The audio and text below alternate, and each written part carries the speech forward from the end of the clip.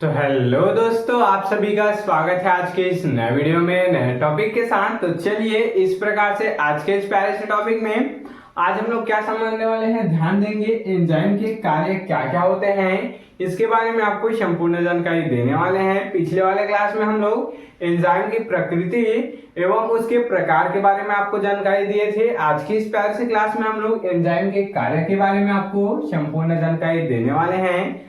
तो चलिए बिना किसी समय गंवाए जो टॉपिक है इसको समझने का प्रयास करेंगे। तो ध्यान देंगे जो एंजाइम है वो किससे मिलकर बना होता है, वो कई प्रकार के छोटे छोटे प्रोटीन से मिलकर क्या होते हैं, बने हुए होते हैं। तो अब जो एंजाइम है वो तो पूरे प्रोटीन से मिलकर बने होते हैं, लेकिन पूरे प्रोटीन एंजाइम नहीं होते हैं, क्योंकि ये और भी कुछ बनाते हैं, ये और भी मिलकर आपस में मिलकर और भी कुछ बनाते हैं। इसको पिछले वाले वीडियो में अच्छे से क्लियर कर चुके हैं।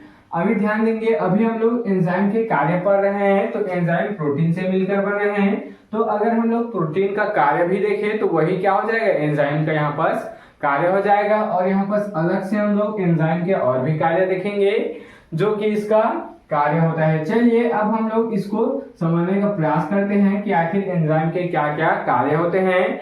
हम लोग उसको एंजाइम का कार्य बोले चाहे प्रोटीन का कार्य बोले, बात एक ही है, क्योंकि एंजाइम का निर्माण प्रोटीन से ही हुआ है। इतना क्लियर हुआ।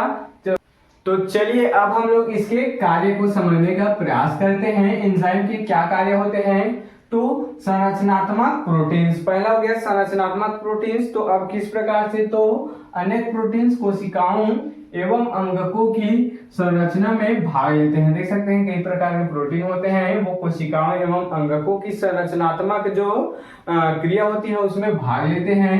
जैसे कि कोशिका कलाएं, राइबोसोम हो गया, माइटोकॉन्ड्रिया हो गया, लवक हो गए आदि। इतना क्लियर हुआ।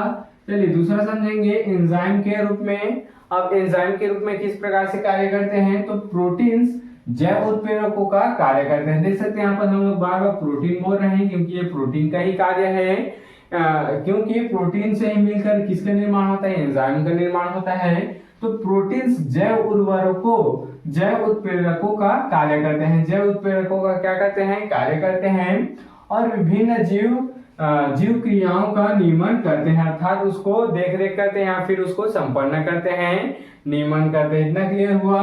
तीसरा देखेंगे हार्मोन के रूप में। हार्मोन के रूप में एंजाइम किस प्रकार से कार्य करते हैं, तो कुछ प्रोटीन हार्मोन का कार्य करते हैं, कुछ जो प्रोटीन होते हैं वो हार्मोन का कार्य करते हैं। जैसे कि अग्र पिट्यूटरी, देख सकते हैं अग्र पिट्यूटरी का जो वृद्धि का नियमन करता है, देख सकते हैं, एवं पैंक्रियास से स्रावित जो ग्लूकोज उपापचय का नियमन करता है। इतना क्लियर हुआ।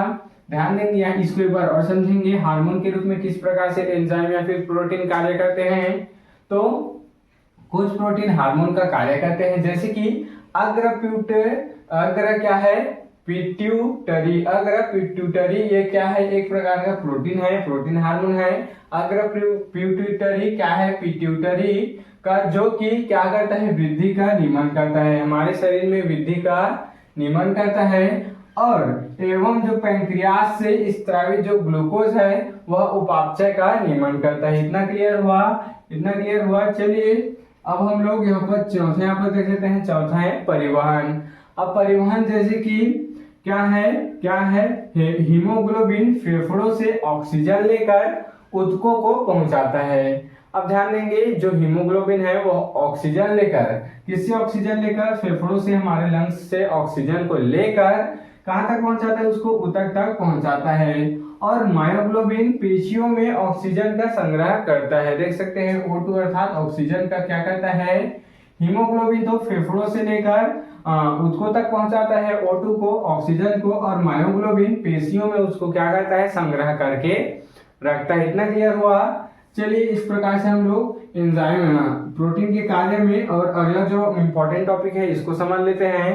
तो एंजाइम भोजन को पचाने, देख सकते हैं ये कुछ पॉइंट है, इसको याद रखिएगा। इसका कार्य क्या है, इसका कार्य है भोजन को पचाने, मांसपेशियों के बनने और शरीर में अपशिष्ट पदार्थ खत्म करने के लिए आवश्यक होते हैं। क्या बोला गया, भोजन पचाने के लिए, शरीर में मांसपेशियों का निर्माण करने के लिए, अपशिष्ट पदार्थों को खत्म करने के लिए क्या होता है, आवश्यक होता है कौन, एंजाइम।